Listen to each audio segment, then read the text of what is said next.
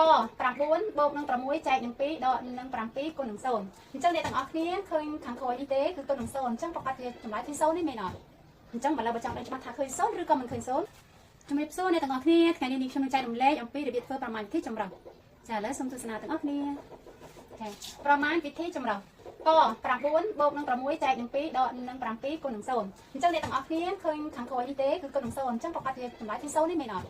អញ្ចឹងបើឡើយបើចង់ដឹងច្បាស់ថាឃើញ0ឬក៏មិនឃើញ0សូមទស្សនាទាំងអស់គ្នាអញ្ចឹងដើម្បីធ្វើប្រមាណវិធីចម្រុះដែលមានបូកផងដកផងគុណផងចែកផងបែបនេះអញ្ចឹងត្រូវចាំថាត្រូវធ្វើប្រមាណវិធីចែកមុនគុណមុនរួចត្រូវធ្វើប្រមាណវិធីបូកឬដកតាមក្រោយចាឥឡូវមកមើលទាំងអស់គ្នាមើលចាអញ្ចឹងតុងក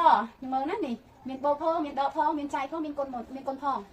ចាមានគុណផងអញ្ចឹងតើធ្វើយ៉ាងម៉េចទៅអញ្ចឹងអ្នកទាំងអស់គ្នាត្រូវតែគុណមុននិងចែកមុនឲ្យហើយចាគុណមុនចែកមុនឲ្យហើយទៅធ្វើបូកប្រមាណទៅធ្វើប្រមាណវិធីបូកនិងដកតាមក្រោយចាឥឡូវគឺធ្វើបែបនេះណាបាទឥឡូវស្រង់លេខមកចាតុងកនេះ9 បូកនឹង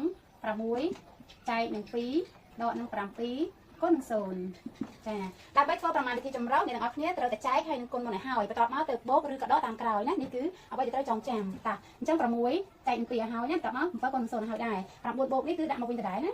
ដាក់មកវិញដដែលណាចាតាចាប់ដើម6ចែកនឹង2បានប៉ុន្មានបាន3ចាតាមមកដកនេះដាក់មកវិញដដែល7គុណនឹង0ឃើញ0ចាតើឥឡូវមកមើលចម្លើយតទៀតតើឥឡូវមកមើលចម្លើយតទៀតតើចម្លើយឃើញប្រមាណអានេះអស់លេខចែកអស់លេខគុណនេះណានេះខាងក្រោមនេះនៅសល់តែលេខបូកហើយនឹងលេខដកតែប៉ុណ្ណោះតើចាប់ដើម9 បូកនឹង3ស្មើ12 12ដកនឹង0ក៏ស្មើនឹង12ដដែលចាអញ្ចឹងលេខនេះឃើញ12អត់ឃើញ0ទេណាសូមបញ្ជាក់អត់ឃើញ0ទេចម្លើយគឺឃើញ12ចាឥឡូវចូល10តុងខទៀត13ដកនឹង9ចែកនឹង3បូក5គុណនឹង2តើស្មើប៉ុន្មានដែរ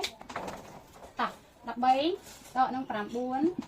ចែកនឹង3បូកនឹង5គុណនឹង2អញ្ចឹងតើធ្វើប្រមាណទីចែកឬក៏គុណមុនឲ្យហើយណាហើយបូកនឹងដកនេះតាមក្រោយវាទៅគ្នាទេឲ្យតែប្រមាណទីចម្រុះគឺគេចែកមុនគុណមុនឲ្យហើយនេះតោះអញ្ចឹង13ដកនេះដាក់មកវិញសិនណាចាត្រៀមវិញសិនតោះមកយក9ចែកនឹង3បានប្រមាណចា9ចែក3បាន3ណាចាតើមកលេខបូកដាក់វិញដែរណាតើមក5គុណនឹង2បាន10ចា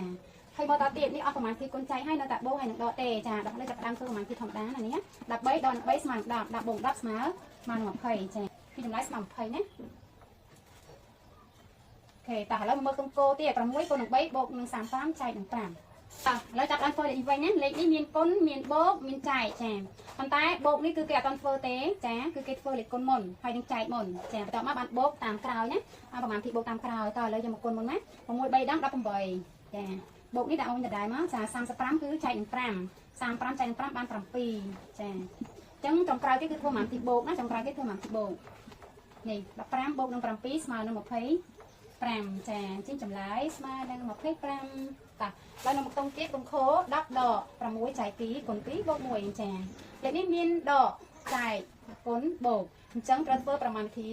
ចាមានវិធីដកមុននេះណាហើយក៏មិនធ្វើប្រមាណវិធីបូកមុនដែរណាអត់ទេគឺចែកមុនហើយនឹងគុណមុនបន្ទាប់មកបានដកនិងបូកតាមក្រោយតាប្រយ័ត្នច្រឡំណាប្រយ័ត្នច្រឡំយក10ដកនឹង6មុនណាអត់ទេហើយក៏ប្រយ័ត្នច្រឡំយក2បូកនឹង1មុនណាក៏អត់ដែរអញ្ចឹងត្រូវធ្វើប្រមាណវិធីចែកឬក៏គុណមុនឲ្យហើយណានេះឡើយនេះត្រូវចំណុចនេះគឺត្រូវតែចែកឲ្យនឹងគុណឲ្យហើយណាអញ្ចឹង6ចែកនឹង2បានចម្លើយ3គុណនឹង2បាន6ណាចាប៉ុន្តែ10ដកនេះត្រូវតែដាក់មកក្រោមមួយដដែលសិនណាចាលេខណាដែលអត់ទាន់បានធ្វើទេដាក់វាចូលមកក្រោមមួយដដែលសិនទៅនេះចាអញ្ចឹងលេខនេះយក6ចែកនឹង2បាន3គុណនឹង2បាន6ណាចាហើយលេខបូកនេះដាក់មកវិញមកចាឥឡូវវគ្គនេះគឺនៅសល់តែដកហើយនឹងបូកទេអញ្ចឹងយក10ដកនឹង6ហើយទៅបូកនឹង1ចា10ដកនឹង6ស្មើនឹង4 4បូក1ស្មើ5អញ្ចឹងចម្លើយចាស្មើ5ចាអញ្ចឹងលេខនេះគឺឃើញចម្លើយបែបនេះណាដើម្បីធ្វើប្រមាណទីចម្រុះបែបនេះត្រូវចាំថាត្រូវតែគុណចែកមុនឲ្យហើយត្រូវតែចែកមុនគុណមុនឲ្យហើយទៅធ្វើប្រមាណទីបូកឬក៏ដកតាមក្រោយណាចាអញ្ចឹងសូមអរគុណសម្រាប់ការតាមដាន